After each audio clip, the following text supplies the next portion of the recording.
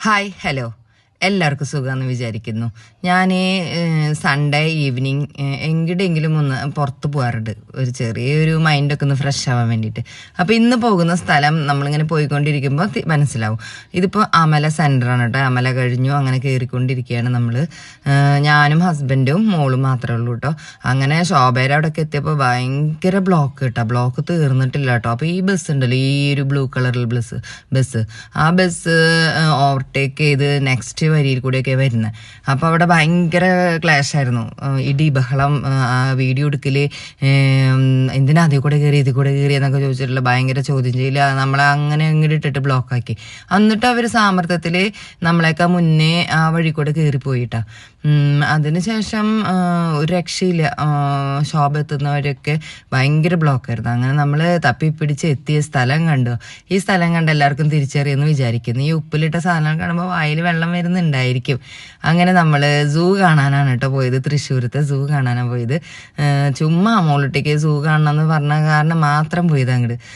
അങ്ങനെ നമ്മൾ എൻട്രി ടിക്കറ്റൊക്കെ എടുത്തു. നമ്മളത് അങ്ങോട്ട് എൻട്രി ചെയ്യാൻ പോവാണ് കേട്ടോ. അങ്ങനെ നമ്മൾ അങ്ങോട്ട് കടന്നുകൊണ്ടിരിക്കുകയാണ്. അപ്പോൾ വലിയ പ്രതീക്ഷയൊന്നുമില്ല, കാരണം ഞങ്ങൾ കുറച്ച് മാസം മുന്നേ ഇതുപോലെ വീണ്ടും പോയിട്ടുണ്ടായിരുന്നു. അപ്പോൾ ഒന്നും ഉണ്ടായിരുന്നില്ല അവിടെ, 2-3 കുറച്ച് ഐറ്റംസ് മാത്രം ഉണ്ടായിരുന്നു. മറ്റേത് പണ്ടൊക്കെ നമ്മൾ സ്കൂളിൽ നിന്നും പിന്നെ മമ്മിക്ക് ഡാഡിയൊക്കെ കൂടെ കൊണ്ടുവരുമ്പോൾ ഒരുപാട് മൃഗങ്ങളും പക്ഷികളും ഒക്കെ ഉണ്ടായിരുന്നു. ഇപ്പോൾ വിരലിൽ എണ്ണാവുന്ന ജീവികൾ മാത്രമേ ഉള്ളൂ അവിടെ. പുതിയ സൂ വരുന്നത് കൊണ്ടായിരിക്കാം ഇവിടുന്ന് എല്ലാം ഷിഫ്റ്റ് ചെയ്ത് പോയിട്ടുണ്ട്. അപ്പോൾ നമ്മളിങ്ങനെ സ്ഥലം ഏതി കൂടിയാണ് ഇങ്ങനെ കടന്നു പോകേണ്ടത് എന്നൊക്കെ നോക്കുകയാണ്. അപ്പോൾ ഇത് തത്തയുടെ കൂടാണ് കേട്ടോ. ആകെ ഒരു 3-4 തത്ത മാത്രമേ ഉണ്ടായിരുന്നുള്ളൂ കേട്ടോ അതിൽ.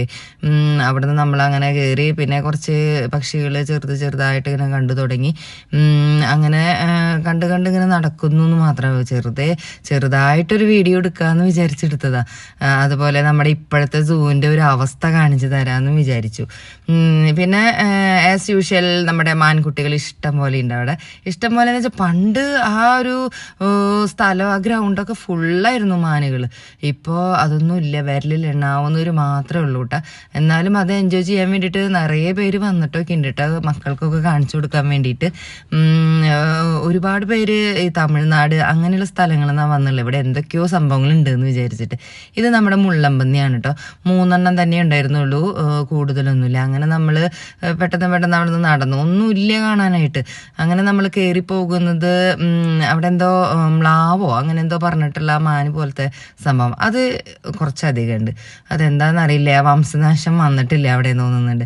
അതുകൊണ്ട് അവർ കുറച്ചധികം ഉണ്ട്. അത് ഒത്തിരി നമുക്ക് കണ്ണിന് സന്തോഷമൊക്കെ വരുന്നുണ്ട് അവരെ കാണുമ്പോഴൊക്കെ. കുറേ പേരും ഇങ്ങനെ ഇരുന്ന് ഈ ജീവിനെ കണ്ടുകൊണ്ടിരിക്കുന്നുണ്ട് കേട്ടോ അവിടെ.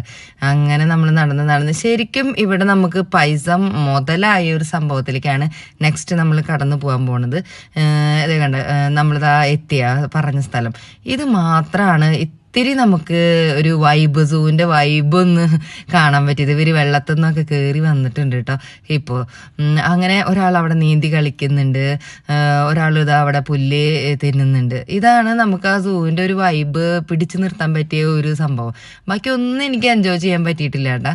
എല്ലാവരും അങ്ങനെ തന്നെയാണെന്ന് തോന്നുന്നുണ്ട്, കാരണം വേറെ ഒന്നും കാണാനില്ല ശരിക്കും അവിടെ, എല്ലാം ഷിഫ്റ്റായി പോയിട്ടുണ്ട്. അപ്പോൾ അതെ നമ്മുടെ ഹിപ്പോ അതെ വെള്ളത്തിലേക്ക് പോകുന്നു. അങ്ങനെ അവരുടെ കുറച്ച് കളികളും കുളികളും ഒക്കെ ഉണ്ട് കേട്ടോ അവിടെ. അങ്ങനെ കുറച്ച് നേരം അവിടെ സ്പെൻഡ് ചെയ്തു. പ്രത്യേകിച്ച് പിന്നെ ഞാൻ പറഞ്ഞില്ലേ, പ്രത്യേകിച്ച് നമുക്കൊരു ഇൻട്രസ്റ്റിംഗ് ആയിട്ടുള്ളത് ഒന്നും എനിക്ക് ആ സൂവിൽ തോന്നിയില്ല, കാരണം ഷിഫ്റ്റ് ആവുന്നത് കൊണ്ടായിരിക്കാം.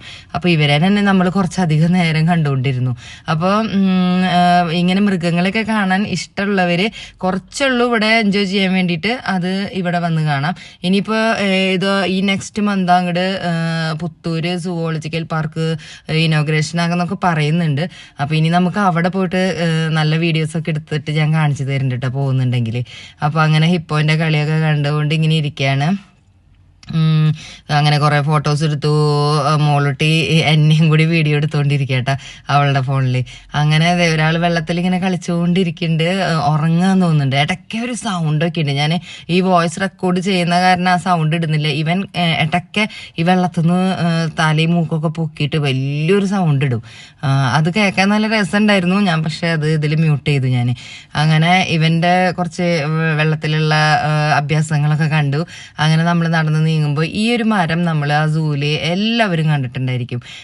എന്തോ ഒരു പ്രത്യേകത ഈ മരത്തിന് കാണുമ്പോൾ നമുക്ക്, എനിക്ക് പേടിയാണ് സത്യം പറഞ്ഞാൽ. ചെറുപ്പത്തിലൊക്കെ കാണുമ്പോൾ പേടിയാണ്, ഇപ്പം ഇത്തിരിയും കൂടി ധൈര്യമൊക്കെ വന്നു.